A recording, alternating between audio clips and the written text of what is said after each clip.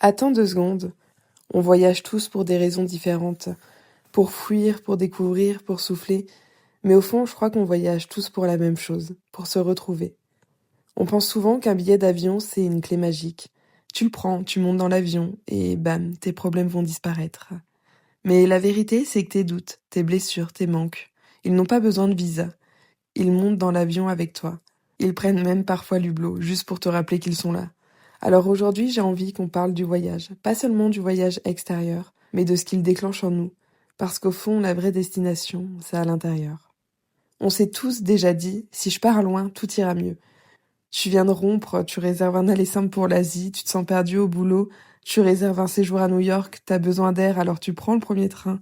Et quelque part, c'est normal, l'ailleurs, il a quelque chose de magique.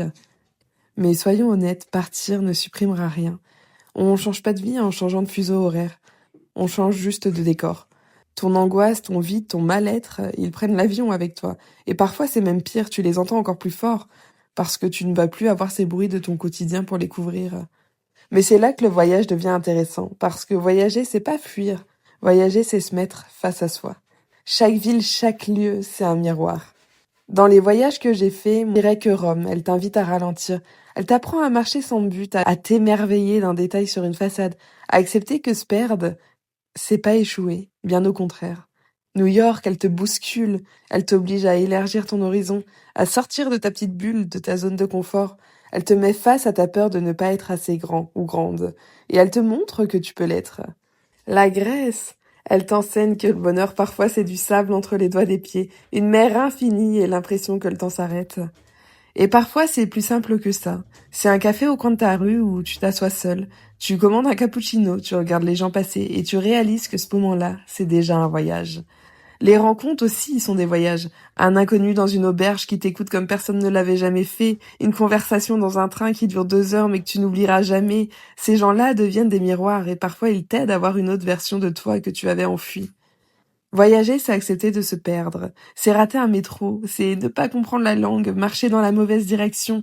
C'est se sentir vulnérable. Mais c'est là que tu grandis. Parce que voyager, ce n'est pas cumuler des destinations. Ce n'est pas cocher une liste. C'est accepter de lâcher prise. Et c'est un vrai défi. Surtout pour nous qui passons notre vie à vouloir tout contrôler. Notre agenda, notre boulot, nos obligations, tout est cadré. Et puis tu arrives dans une ville étrangère et soudain, tu ne contrôles plus rien. Et c'est inconfortable, mais c'est là que tu vas redécouvrir une version de toi que tu croyais perdue. Celle qui improvise, celle qui ose, celle qui surprend. Et puis voyager, c'est aussi se libérer des étiquettes. Chez toi, tu es peut-être la fille organisée, le collègue sympa, celle qui gère tout. Mais à l'étranger, personne ne sait qui tu es. Tu redeviens neutre, tu redeviens possible. Et ça, franchement, c'est vertigineux. Et on parle souvent du départ, mais rarement du retour. Parce que le vrai choc, en tout cas pour moi, il est là. Tu poses ta valise, tu retrouves ton quotidien, tout a l'air identique, mais toi, tu as changé. Et ça peut être très douloureux. Tu te rends compte que certaines choses ne collent plus. Ça peut être ton job, tes relations, tes habitudes. Parfois, elles ne correspondent plus à la personne que tu es devenue en voyage. Et tu peux avoir ce sentiment étrange, celui de ne plus rentrer dans ta propre vie, comme si tu avais grandi trop vite et que tes vêtements étaient devenus beaucoup trop petits. Mais c'est aussi là que réside le cadeau du voyage, parce qu'il ne se termine pas quand tu rentres. Il continue, il t'oblige à te poser des questions, à ajuster, à transformer. Voyager, c'est pas seulement voir ailleurs. On n'a pas besoin d'un billet à 800 € pour ça. Parce qu'en vérité, le voyage, c'est un état d'esprit. C'est accepter de t'asseoir seul dans un café, sans écran, juste toi. C'est marcher dans ta ville sans itinéraire et découvrir un endroit que tu n'avais jamais vu avant. C'est lire un livre qui t'ouvre une porte en toi. C'est dire oui à une rencontre alors que d'habitude tu aurais dit non. Voyager, c'est pas forcément partir loin. Voyager, c'est se laisser surprendre.